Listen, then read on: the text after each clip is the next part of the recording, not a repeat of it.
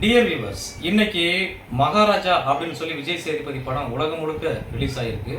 அந்த படத்தோட விமர்சனத்தை பற்றி நம்ம பார்த்துருவோம்.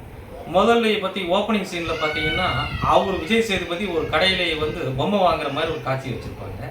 அவர் பொம்மையை பார்த்துக்கிட்டு இருக்கும்போது அவருக்கு எதிரில் ஒரு வீடு இருக்கும். அந்த வீட்டிலேயே வந்து ஒரு லாரி கட்டுப்பாடு மோதி அந்த சுவதர் இடிஞ்சு விழுந்து அவங்க ஒய்ஃபு அவங்க குழந்தை 2 பேருமே செத்துருவாங்க. அந்த நேரத்தில் அவர் பொம்மை வாங்கிட்டு இருக்கும்போது பொம்மை கீழே விழுந்து பொம்மை உடஞ்சி போயிடும். அதுக்கப்புறமா பார்த்தீங்கன்னா என்ன நடந்தது உண்மையிலே அப்படிங்கிறதுக்கான விளக்கம் தான் அந்த ஹோல் கதையை. ஆக்சுவலாக பார்த்தீங்கன்னா இந்த படத்தில் 3 இல்லை. பார்த்தீங்கன்னா அனுராக் கஷ்யப் அப்படின்னு ஒரு மிகப்பெரிய வில்லன் இருக்காப்புல. அவர் நார்த் இந்தியாவில் ரொம்ப ஃபேமஸ். தமிழில் இந்த படத்து மூலமாக நல்ல பேர் வாங்கிறோன்னு சொல்லலாம். அது போக மணிகண்டன் அப்படிங்கிற ஒரு பாய்ஸ் படத்து மூலமாக அறிமுகமானவர். அவர் இந்த படத்தில் வந்து நல்லா ஸ்கோர் பண்ணிட்டாரு. லாங் இன்டர்வலுக்கு அப்புறம் இந்த படத்தில் வந்திருக்காரு. மிகப்பெரிய அளவில் பட்டை கிளப்பியிருக்காரு. அப்புறமா பார்த்தீங்கன்னா சிங்கம் புலி நிறைய படத்தில் வந்து இந்த இந்த கௌசிக் குறுக்க வந்தா அப்படின்னு பேசுவதை நீங்கள் பார்த்துருப்பீங்க. ஆனால் இந்த படத்தில் கௌசிக் குறுக்க வந்தா இல்லை, பிரம்மாண்டமாக வந்துட்டார். அவருடைய நடிப்பு வந்து கைத்தட்டி விசில் அடிக்கலாம் அப்படி இருக்குது. ஆனால் நிறைய பேர் வந்து எரிச்சலுக்கு உள்ளாவீங்க. ஆனால் அவருடைய வில்லனிசம் பிரமாதமாக இருக்குது. எனக்கு ரொம்ப பிடிச்சிருந்தது. அதே மாதிரி நட்டி வந்து வழக்கமான படத்தில் வந்து நெகட்டிவ் ரோல் பண்ணுவாப்புல. இந்த படத்தில் பார்த்தீங்கன்னா அவர் வந்து போலீஸ் இன்ஸ்பெக்டராக வராப்புல. அவர் வந்து எப்படி கண்டுபிடிக்கிறார் அப்படிங்கிறத அழகாக காட்டியிருப்பாங்க. முதல்ல இது ஒரு குப்பை தொட்டி லக்ஷ்மி அப்படிங்கிற ஒரு குப்பை தொட்டியை காணான்னு சொல்லி விஜய் சேதுபதி போலீஸ் ஸ்டேஷனில் ரிப்போர்ட் கொடுப்பாப்புல. ஐயா குப்பை தொட்டி இது 300 400 கொடுத்தாலே கிடைக்கும், இது எரியா கம்ப்ளைண்ட் தரேன் அப்படின்னு கேட்பாங்க. ஆனால் இல்லை, நான் வந்து உங்களுக்கு 5 லட்ச ரூபா தரேன் அப்படின்னு சொல்லுவாப்புல.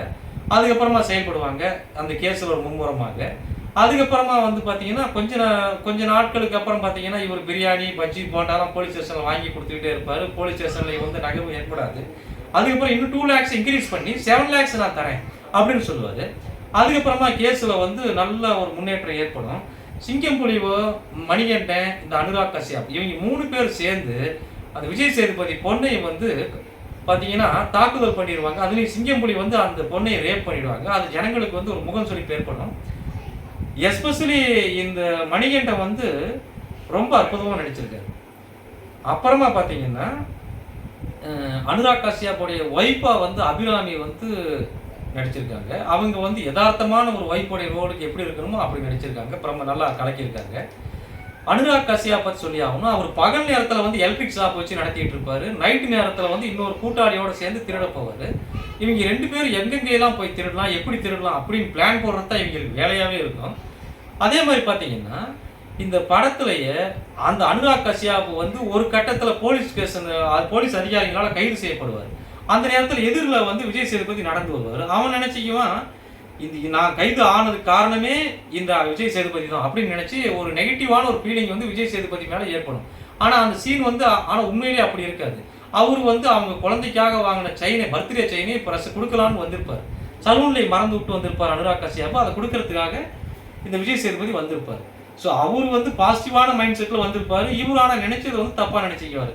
15 வருஷம் ஜெயில் தண்டனையை அனுபவித்து வந்த பிறகு பார்த்தீங்கன்னா இந்த விஜய் சேதுபதியை போடணும்னு சொல்லி ஒரு நைட்டு அவங்க வீட்டுக்கு போவாங்க. அனுராக் கஷ்யப், அப்புறமா மணிகண்டன், அது போக வந்து சிங்கப்புலி 3 பேரும் போவாங்க. 3 பேரும் போய் அவங்க வீட்டுக்கு போடலான்னு போகும்போது அந்த நேரத்தில் வந்து 1 வாரம் ட்ரைனிங் எடுத்துக்கிட்டு அவங்க பொண்ணு விஜய் சேதுபதியோடைய பொண்ணு வந்து வீட்டுக்கு வந்துருக்கும். அந்த பொண்ணை வந்து தாக்குதல் செய்ய வேண்டிய ஒரு நிலை ஏற்பட்டுரும்.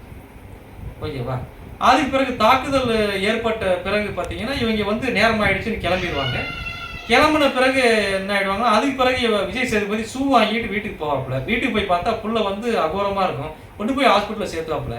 அந்த புள்ள ஒன்று சொல்லும், நான் வந்து அந்த வில்லனை பார்க்க நினைக்கிறேன், பேச நினைக்கிறேன். இல்லைம்மா போகக்கூடாதுன்னு, இல்லைம்மா நான் பண்ண நினைக்கிறேன் அப்படின்னு சொன்னோன்னே கூட்டிகிட்டு போவாப்புல. கூட்டிகிட்டு போய் வழக்கமாக கிளைமேக்ஸில் வந்து வில்லனை வந்து ஹீரோ வந்து வதம் செஞ்சு கொலை பண்ணுவாங்க, கத்தி வச்சு அறுப்பாங்க, இல்லை சுட்டு கொலை பண்ணுவாங்க, இல்லை ஏதோ ஒன்று வெப்பன்ஸை வச்சு கொள்ளுவாங்க.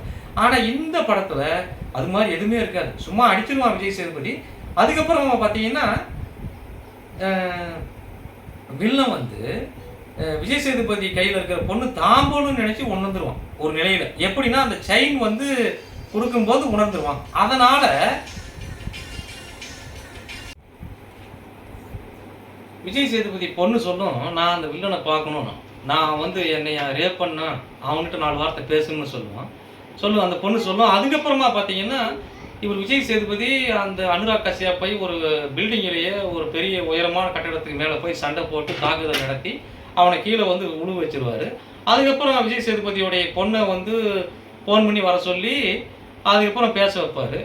அப்புறம் பேசும்போது அந்த வில்லனுக்கு தெரிஞ்சிடும், அந்த செயின் மூலமாக அந்த பொண்ணு வந்து வில்லனுடைய பொண்ணு அப்படின்னு தெரிஞ்சிடும். அதுக்கப்புறம் நான் உன்னையாமா தாக்குதல் பண்ணேன், நான் விஜய் சேதுபதி பொண்ணு இல்லமா நினைச்சேன் அப்படின்னு நினைச்சு அந்த எமோஷனல் ஃபீலிங்கிலேயே அவன் வந்து தாக்குதலுக்கு உள்ளாகி ஒரு பெரிய பில்டிங்கில இருந்து அப்படியே மேலேயே கீழே விழுந்துடும். மேல இருந்து கீழே விழுந்துருவான். விழுந்தவனே எல்லாம் செத்து போயிடுவான். அதுக்கப்புறம் பார்த்தீங்கன்னா அவன் பர்த்டேக்கு, அவன் பொண்ணு பர்த்டேவுக்காக தயார் பண்ண செயினும் வந்து அவன் மேலேயே விழுந்துடும்.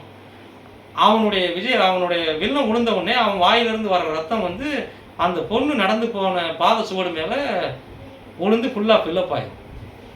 ஆக இந்த படம் அவ்வளவு கிளாஸாக இருக்குது. ஸ்க்ரீன் பிளேயாக இருக்கட்டும், இந்த படத்துடைய டைரக்டர் வந்து நிதிலன் சுவாமிநாதன் அவ்வளோ பின்னி எடுத்திருப்பாரு. மியூசிக் பேக்ரவுண்ட் ஸ்கோர் வந்து லோக்நாத் வந்து பின்னி பெடல் எடுத்துட்டாரு. மொத்தத்தில் பிரமாதமாக இருக்குது. அதே மாதிரி முனிஷ்காந்த் வந்து நடுவில் சில ஜோக்ஸ் எல்லாம் கொடுக்குறாரு, அதுவும் நல்லா இருக்குது. சிங்கம்புலி அவர் வந்து வில்லன் ரோலில் பார்க்குறது புதுமையாக இருக்குது. நட்டி வந்து அவர் வந்து இன்ஸ்பெக்டராக, சீரியஸான இன்ஸ்பெக்டராக பார்க்குறது நல்லா இருக்குது. மொத்தத்தில் இந்த படம் வந்து பார்த்தீங்கன்னா அவ்வளோ அற்புதமாக இருக்குது. இந்த படத்தில் நெகட்டிவ்னு சொல்கிறது எதுவுமே இல்லை. இது 9 அவுட் ஆஃப் 10 மார்க்ஸ். இந்த படம் வந்து ரொம்ப பிரமாதமான படம். இங்கே நான் மும்பையிலேயே ரகுலீலா மாலில் பார்த்தேன். இங்கேயே பயங்கர கூட்டம். அப்போ தமிழ்நாட்டில் எவ்வளோ கூட்டம்னு வந்து சொல்லவே தேவையில்லை, பிரமாண்டமான கூட்டம் இருக்கும். எல்லாரும் போய் பாருங்கள், ஃபேமிலியோடு என்ஜாய் பண்ணுங்கள், இந்த படத்தை என்ஜாய் பண்ணுங்கள்.